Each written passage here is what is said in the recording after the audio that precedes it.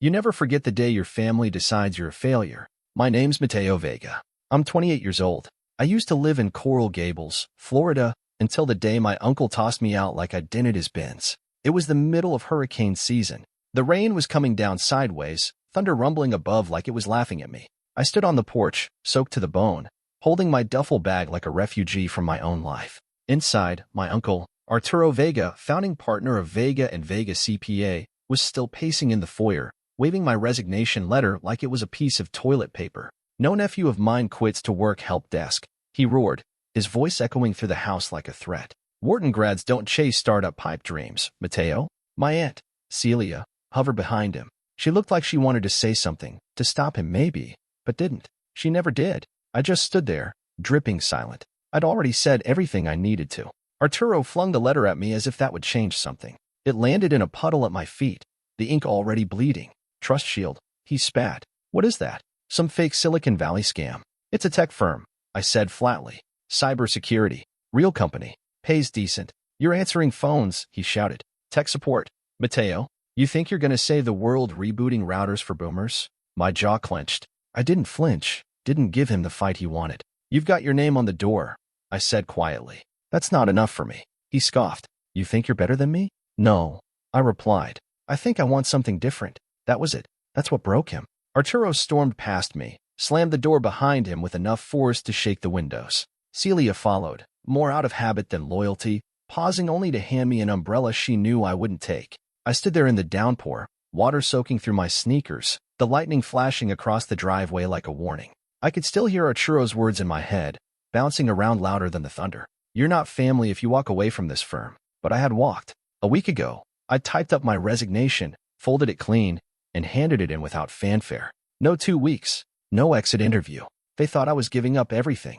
They never asked why. They never saw the second document tucked into my bag, the one that actually mattered, the one they never read. It wasn't a resume. It wasn't a dream journal. It was a roadmap, an architecture of something new, something I'd been sketching and coding in secret for 2 years while running payroll reports and cleaning up tax projections. They thought I was just another dropout, but I wasn't chasing a pipe dream.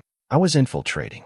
Because Trust Shield wasn't just a tech company. It was a sleeping fortress, a real-time battlefield of customer data, payment flows, cloud access points. I didn't want the help desk job. I wanted the floor plan. They didn't see it. Not Arturo, not Celia, not Paul, his favorite. They all thought I was floundering, but they didn't know what I had buried in my duffel under the damp clothes. They didn't know the truth.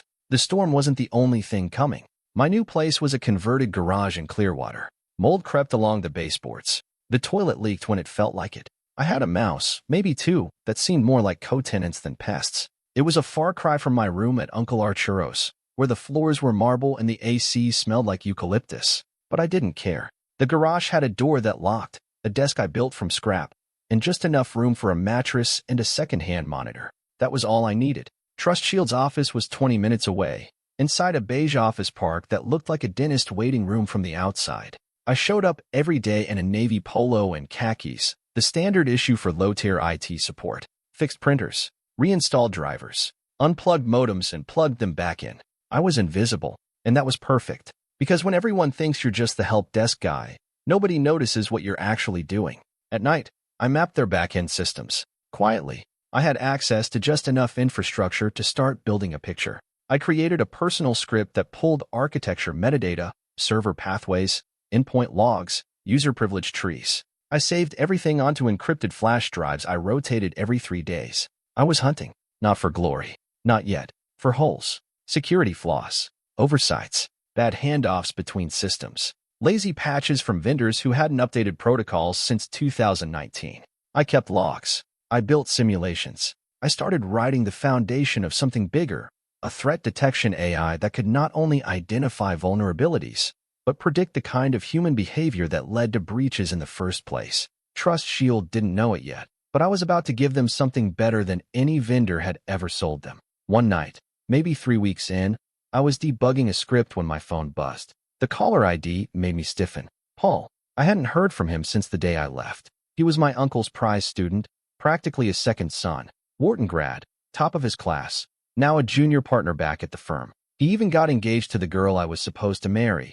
But that was a whole other mess I'd buried deep and tried not to think about. I let the phone ring out.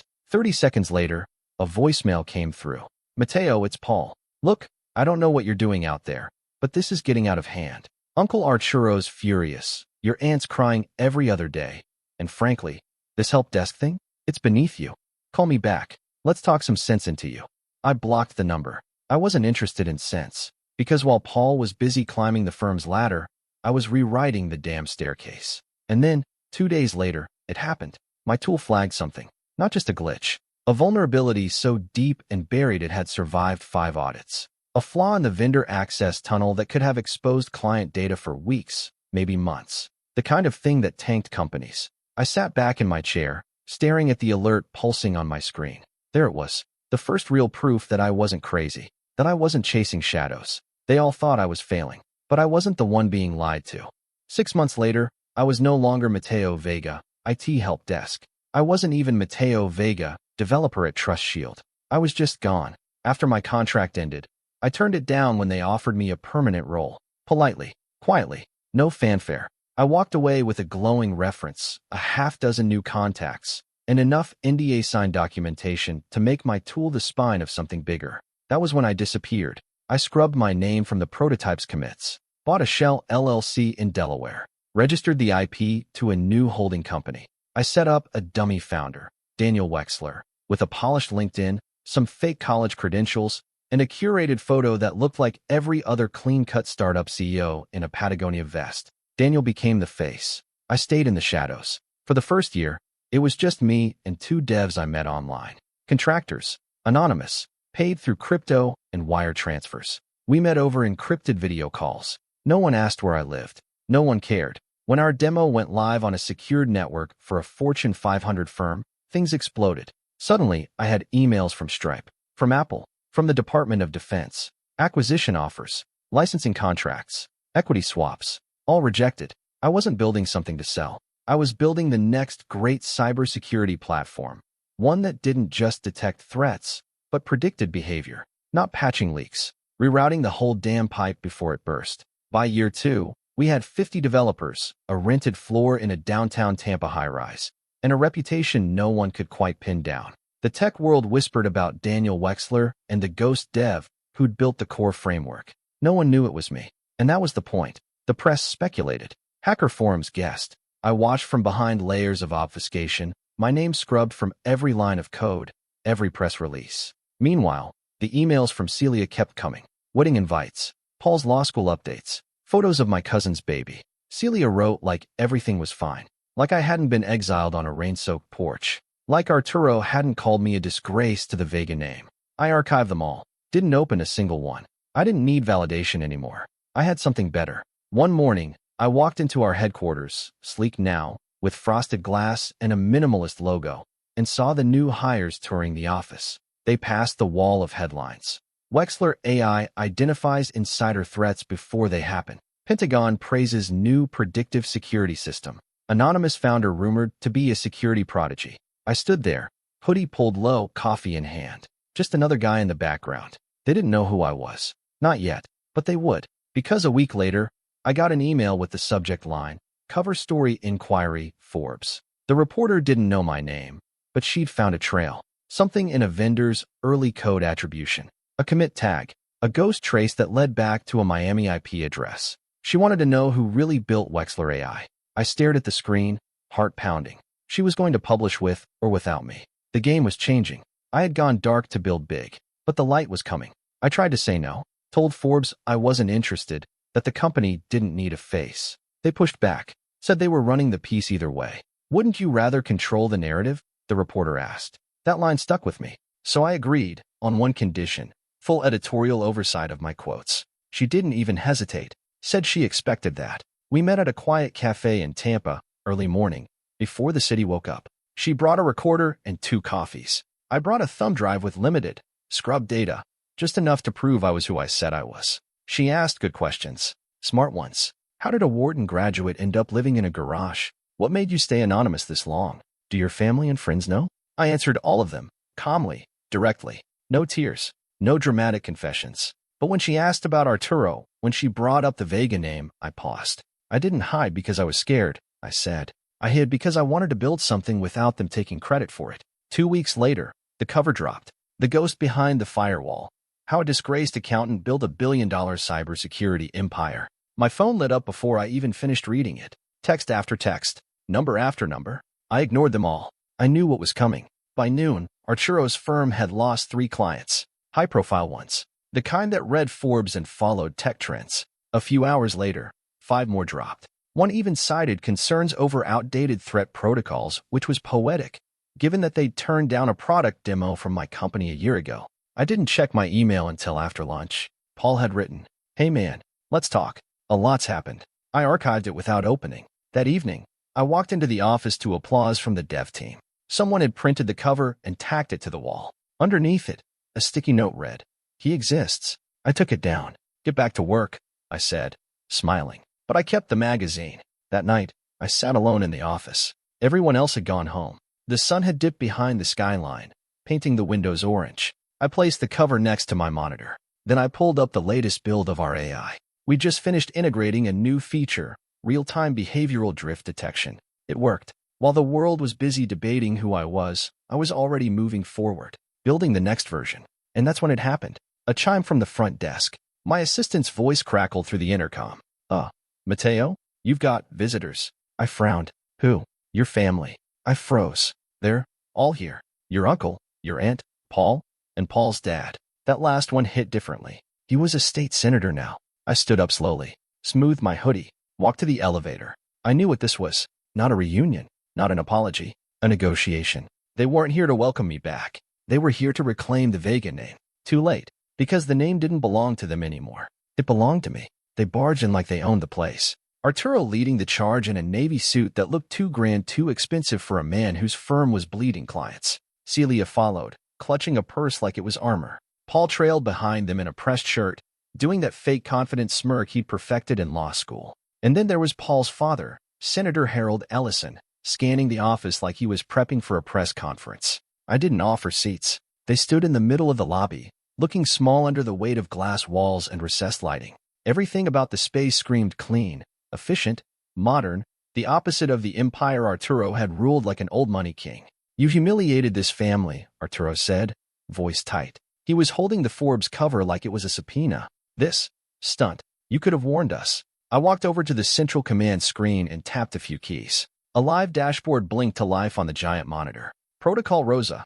Real-time logs of our system's detections, ransomware attempts, insider breaches, phishing campaigns, state-level probes. Dozens of threats. All blocked. I let it sit there, glowing above them like a digital crown. "You want to talk about humiliation?" I said, folding my arms. "How about ignoring your nephew because he didn't want to shuffle numbers for your golf buddies? How about tossing me into a storm like a stray dog because I wanted to build something real?" Celia looked like she might cry. She opened her mouth, but Paul beat her to it. "We didn't come to rehash all that," he said.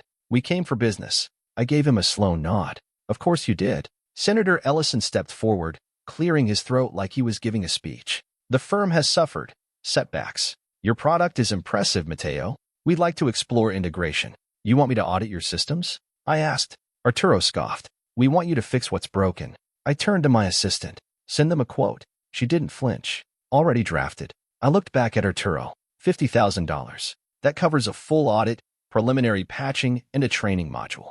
He stared at me like I'd spit on the floor. "You're charging us?" "I charge everyone," I said. "No discounts for people who told me I wasn't family." Paul stepped forward. "Mateo, be reasonable." "No," I said. "You don't get to use that word with me. I beg to be taken seriously. You told me to grow up and answer phones." "I did. Then I built the firewall that's keeping your firm alive." Celia reached into her purse and pulled something out. A small envelope and a folded photo.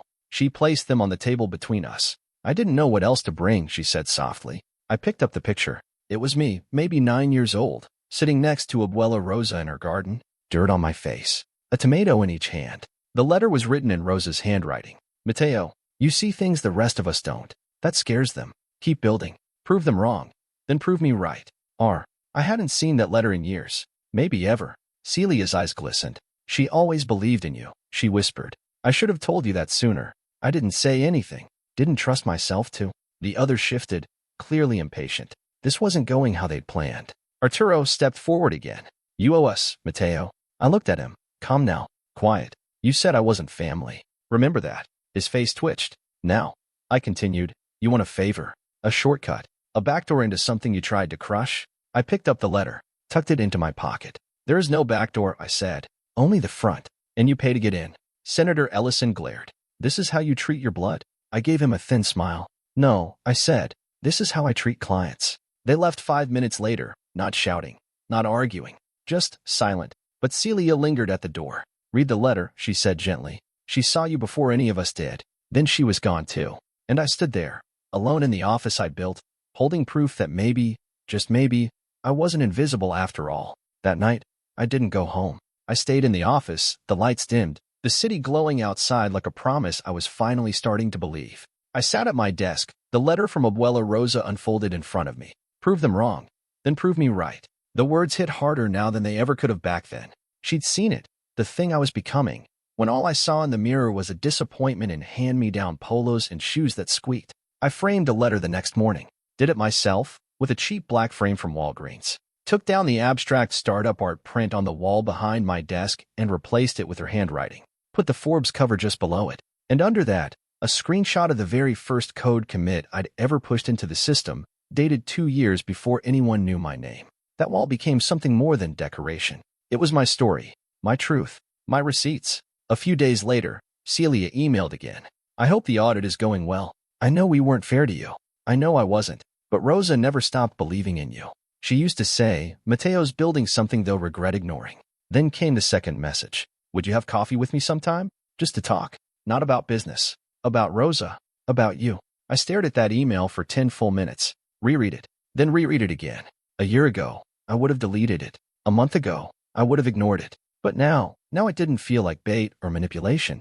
It felt like something else. Not forgiveness. Not yet. But maybe the start of something that wasn't rage. I wrote back. Maybe. Not sure when. But maybe. She didn't push. Just replied. That's enough.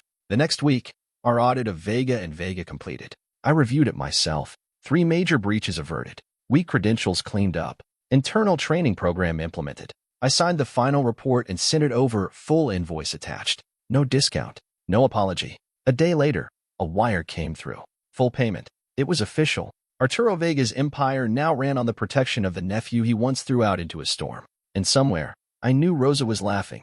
That night, I sat at my desk a little longer than usual. Looked at her letter. The curve of her handwriting.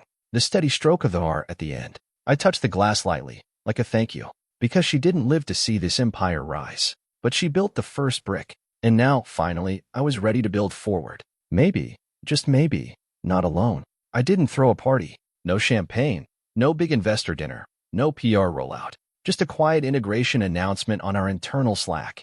Adaptive AI Layer 4 is live. The team celebrated in their own way, emojis, GIFs, a flood of fire, and rocket reactions. We'd done it. The AI could now evolve in real time, adjusting its threat profiles faster than any system on the market. That same week, we closed 2 acquisitions, both promising startups out of Austin and Seattle. Their founders were 25, bright-eyed, brilliant. I brought them in personally, told them what I never heard from Arturo. You're not here to blend in. You're here to change the game. They nodded like they believed it. I think they did. Our valuation tripled. Suddenly, I was the youngest cybersecurity billionaire in the country, though I hated that word. Billionaire. It made it sound like the goal was money. It wasn't. Money got me here, but it didn't keep me here. What kept me here was the wall. Rosa's letter. The Forbes cover. The code that started it all. I updated the display, added 2 new elements. A photo of the team at the all-hands summit and a small brass plaque that read, she saw it first. Then I booked a car. Not a black SUV. Not a limo. Just a quiet rental with decent air conditioning and a trunk full of roses. I drove 3 hours south on Rosa's birthday. Pulled up to the cemetery in a hoodie and jeans. The same way I'd walked into Trust Shield my first day. No entourage. No press. Just me. I sat beside her stone and laid the magazine at the base. The roses next to it. Red. Her favorite. I did it, Abuela, I said softly. I built something they can't take from me. The wind shifted, just a little. The kind of breeze she used to call God's way of nodding. Back at the office that night, I made one more change. I sent a note to the parking team. Update spot number 1 to read, M. Vega. Arturo's name used to be on it. I'd left it there too long. But this company wasn't his. Not anymore. The Vega name meant something else now. It meant legacy without permission. It meant building your own seat at the table. It meant empire on my terms.